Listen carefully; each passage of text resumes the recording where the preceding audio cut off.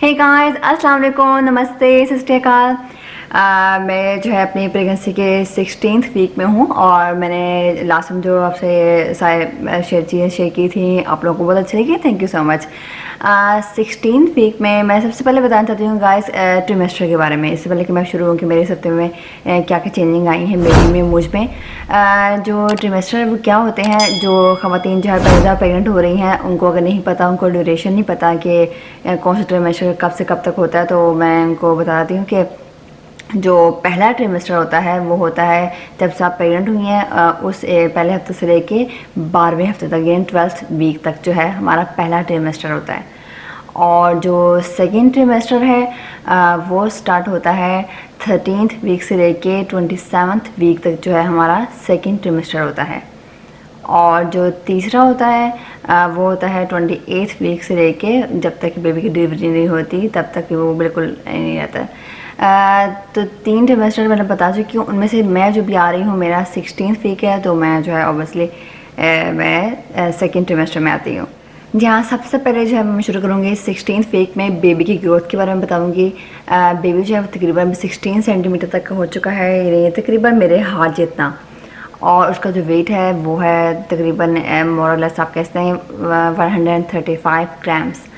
और दूसरा कि उसके जो सारे ऑर्गन्स हैं वो मोरलेस बन चुके हैं, और जो बेबी है वो पानी निकलना भी शुरू हो गया है, और वो बेबी पेशाब भी करता है, यानी यूरिन भी करता है। अभी मैं शेयर करूँगी कि मेरी कंडीशन, मेरे में क्या क्या चेंजिंग आई है। इस टाइम पे माँ जो है वो बेबी को हल्का सा फील कर सकती है, लेकिन ये डिफरेंट है, कोई अभी भी फील नहीं कर सकते बेबी को। जैसे कि मुझे अभी तक बेबी की कोई फीलिंग नहीं फील हुई कि वो अंदर से क्या है, उसका हल्का सा कुछ भी मूवमेंट फील नहीं हुई। और दूसरा ये कि जो माँ है उसके अंदर बेबी को इन्फेक्शन से बचाने के लिए एंटीबॉडीज़ जो है वो बनना शुरू हो चुके हैं। और खुशी की बात यह है कि अगले हफ्ते से जो है वो हम बेबी की जेंडर का पता लगा सकते हैं। वो जो पता लगाना चाहते हैं, ऑफकोर्स कई होते हैं वो नहीं पसंद करते, लेकिन जो पता लगाना चाहते हैं वो अगले हफ्ते से पता लगा सकते हैं।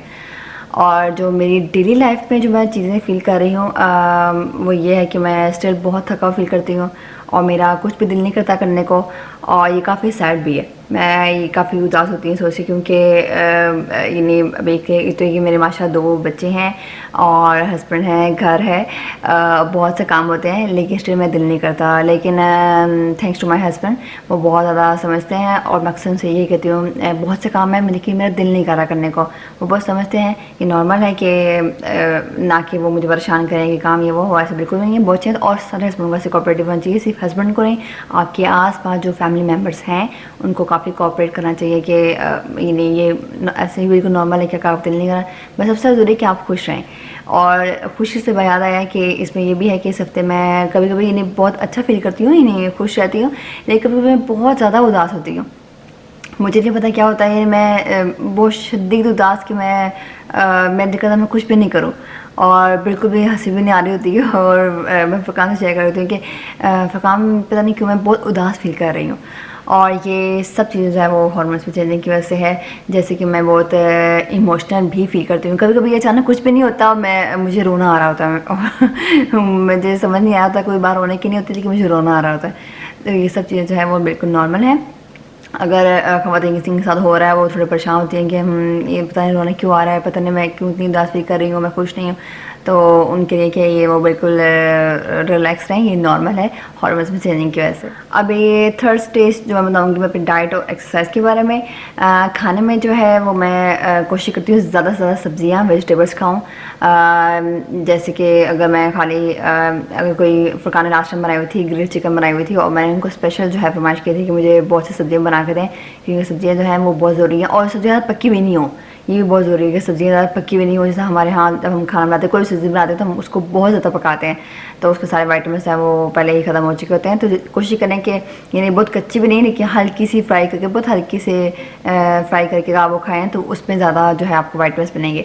तो सब्ज़ियाँ जो है वो मैं आज से कोशिश करी अपने खाने में जो है वो शामिल करती हूँ, और फ्रूट्स का इस्तेमाल भी करती हूँ काफ़ी ज़्यादा। और इसके अलावा मीट, यानी रेड मीट हो या वाइट मीट हो, वो भी मैं काफ़ी ज़्यादा इस्तेमाल कर रही हूँ अपने खाने में आजकल। और दूध का भी इस्तेमाल भी काफ़ी ज़्यादा कर रही हूँ, दूध भी बहुत ज़रूरी है। इसके अलावा खाने की बात अगर आते हैं एक्सरसाइज की तरफ, तो मैं जो है डेली बेसिस पे हम लोग वही जो वॉकिंग के लिए जाते हैं। हालांकि बहुत सर्दी होती है यहाँ पर, तकरीबन -10 तक टेम्परेचर है, बहुत शदीद सर्दी है और बहुत बर्फ़ पड़ रही है। और बर्फ़ की वजह से जो है वही यानी काफ़ी ज़्यादा फिसलन भी होती है, लेकिन स्टिल जो है फुरकान जो है वो कहते हैं कि एक्सरसाइज बहुत ज़रूरी है कि पूरे दिन में हम ज़रूर वॉकिंग करें, एक दफ़ा ज़रूर वॉकिंग करें। और वो हमारी होती है तकरीबन 7 से 8 किलोमीटर और हमें 1.5 घंटे लगता है हमें आने जाने में। तो मैं बहुत खुश हूँ इस बात से कि वो मैं करती हूँ, क्योंकि अगर वो नहीं करें तो फिर है कि ये नहीं, वो आपकी सेहत के लिए बिल्कुल अच्छा नहीं, और आप जो है ऑफकोर्स वेट जो है वो काफ़ी ज़्यादा गेन करेंगे। और दूसरा है कि मैं कार्डियो वर्कआउट के साथ अभी मैं कोशिश करती हूँ कि हर रोज़ बहुत से पुशअप्स लूँ।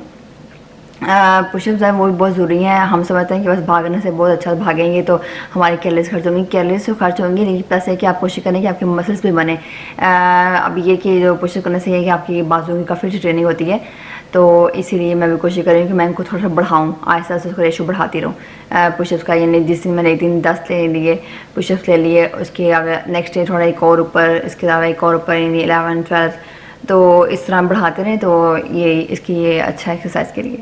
जी हाँ गाइस, तो आपको कैसा लगा मेरा 16th वीक में बेबी की ग्रोथ, मेरी अपनी कंडीशन, मेरी में चेंजिंग, और तीसरा मैंने बताया था अपनी डाइट और एक्सरसाइज के बारे में। मुझे अपनी राय का इज़हार करें। मुझे बहुत बहुत अच्छा लगता है कि आप लोग अपने कमेंट जो है बताएं कि आप लोग जो है जिनकी बेबी हो चुके हैं या जिनका होने वाला है वो कौन से वीक में है और उनमें क्या क्या चेंजिंग आ रही है। मुझे भी बताएं, मुझसे भी अपना एक्सपीरियंस शेयर करें। मुझे बहुत अच्छा लगेगा कि उनकी प्रेगनेंसी कैसी थी इस वक्त 16 वीक में, वो औरतों ने कैसा फील किया था और उन्होंने क्या क्या खाने में खाया था। मुझे अपने जो है कमेंट से बताएं, मुझे बहुत अच्छा लगेगा। प्लस आप एक को समझते हैं कि मेरा इंस्टाग्राम मुझे उस पर फॉलो करें और उस पर भी आप मुझे मैसेज करके अपनी राय का इज़हार कर सकते हैं और अपना एक्सपीरियंस शेयर कर सकते हैं। मुझे बहुत अच्छा लगा है और बहुत बहुत खुशी भी होगी। तो गाइस, अगर आपको मेरी वीडियो अच्छी लगी हो तो उसको लाइक करें और कमेंट में अपना राय का इज़हार करें। अगर अच्छी नहीं लगी तो बेशक डिसलाइक करें, मैं बिल्कुल माइंड नहीं करूँगी, लेकिन मुझे अच्छा लगेगा अगर आप मुझे और सजेशंस दें। तो अभी मैं लेती हूँ आपसे इजाज़त, और इजाज़त लेने से पहले गाइस, अगर आप मेरी जो ये सारी जर्नी है प्रेगनेंसी की देखना चाहते हैं तो मेरे चैनल को सब्सक्राइब करें और बेल आइकन को प्रेस करें ताकि आपको मेरे आने वाले वीडियो की नोटिफिकेशन टाइम से मिले गाइस। तो फिर मैं लेती हूँ आपसे इजाज़त, बाय, अल्लाह हाफिज़।